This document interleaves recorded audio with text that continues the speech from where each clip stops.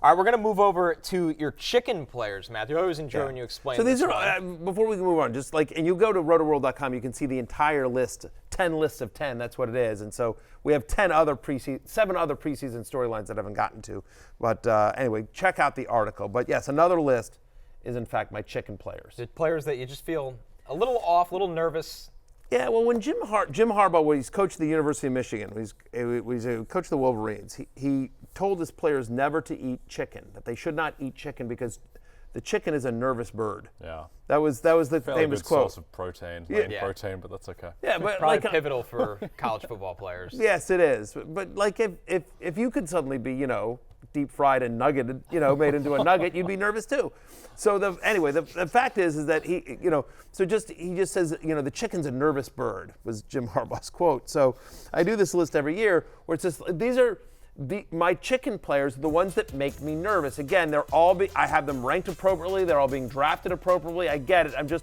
But when I come up to them in the draft, I tend to choose somebody else that's ranked kind of around the same way just because bad vibes, for lack of a better phrase. Like I'm a little nervous about Puka already banged up, right? And that I think Cooper Kupp might be the alpha in that backfield. That I just think Puka's being a little bit overdrafted, right? And so you see some of the guys there as well. Stroud, we've talked about this, like he was so efficient last year and he doesn't really run and he's being drafted as a top 5 fantasy quarterback. Rashad White you see there as well. Again, the volume, just a couple of, these are all just guys in terms of where they're being drafted. Ayuk, because he's missed so much at camp, makes me nervous. Pickens, the quarterback situation is so dicey. And Arthur Smith, Arthur Smith single-handedly killed Drake London's fantasy value. But I'll tell you one name that you saw there real quickly that I'll just start off here is Saquon Barkley. Is Saquon one of the most talented running backs in the NFL? Of course he is. All right. Is Saquon been a fantasy superstar since he came into the league? Of course he is.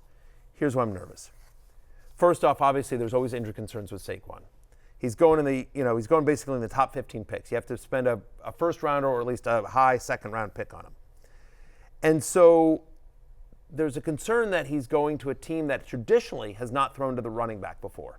That's always been such a big part of Saquon's game is pass catching, and yet Jalen Hurts just as a pro has just never been one of the guys that dumps off to running backs. He either likes to chuck it deep or he tucks it and runs. And then you talk about touchdown equity. Again, better offensive line than he had with the Giants. They'll be in scoring position more often, so I get all those arguments, but also you're talking about a player in Jalen Hurts that has had the most rushing touchdowns of any player in the NFL over the last 2 years. The most rushing touchdowns. I mean, the tush push is a real thing, and even though Jason Kelce is no longer there, it's still a play that they're going to use. And so if you tell me there's a chance his touchdowns aren't where we need them to be, there's a chance his passing game production isn't where we need it to be, and there's always the chance of injury, I don't know.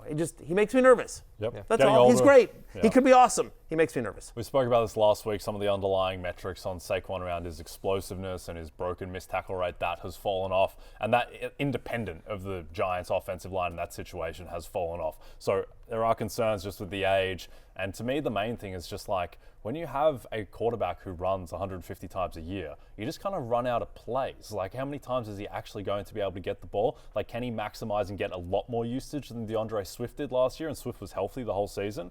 I agree. I think that there are concerns about Saquon, and there are other running backs going in that range that, I'd much rather have Jonathan Taylor or Saquon Barkley, who's going 2 picks, within the same range as Saquon. I'd rather wait and get a Devin Achane, or even Kyron Williams is starting to slide a bit too much, I think, in the draft. So I think there are better options than Saquon at cost.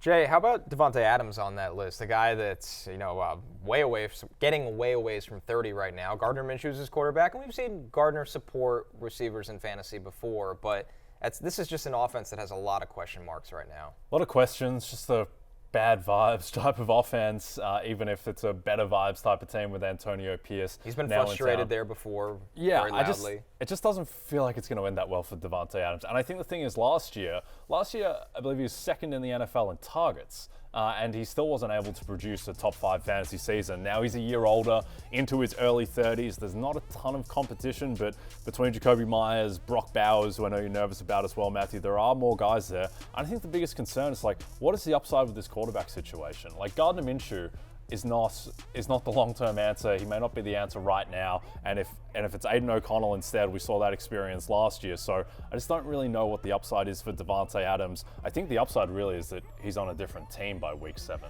That's where the upside And that's what is. you're exactly hoping. right. You're hoping he gets traded, and maybe that happens, maybe it doesn't. But it just feels like, in terms of where he's going among the wide receivers that he's being drafted at, that's a narrow hole that you're trying to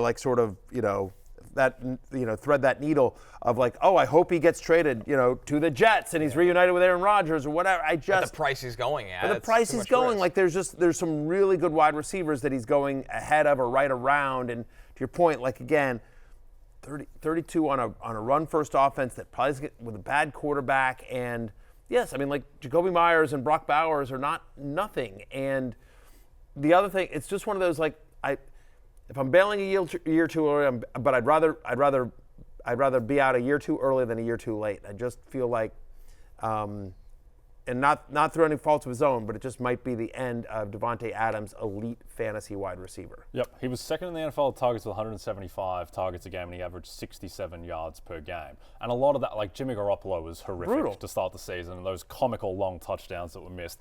But still, I'm not sure the situation is that much better now. Another notable name on this list, Matthew, Michael Pittman, who gives you a really high floor in PPR, but a guy that doesn't catch a lot of touchdowns historically. And now you have a healthy Anthony Richardson and Jonathan Taylor who are going to get a lot of touchdown equity in this offense. Do they get more? So Pittman has suddenly got a little bit more target competition than he has previously. He's been he used to be kind of this PPR cheat code because he was all they had. But last year, Josh Downs emerged, and now there's questions about Josh Downs if he's going to be healthy for week 1. But he'll be out there sooner than later. They drafted A.D. Mitchell, and they seem to really like him as well. And as you mentioned, Anthony Richardson, Jonathan Taylor, this is an offense that wants to run the ball, that wants to be methodical and control the clock, play good defense. And the concern here is that Michael Pittman, who's, to your point, has never been a big touchdown. He's 4 to 5 touchdowns a year, basically, is generally speaking. So the key to Pittman having a big fantasy season is just massive volume. And does he get it on an offense that may not have as many drives, that may try to grind it out a little bit more, maybe more run heavy, slightly more target competition? Just makes me nervous.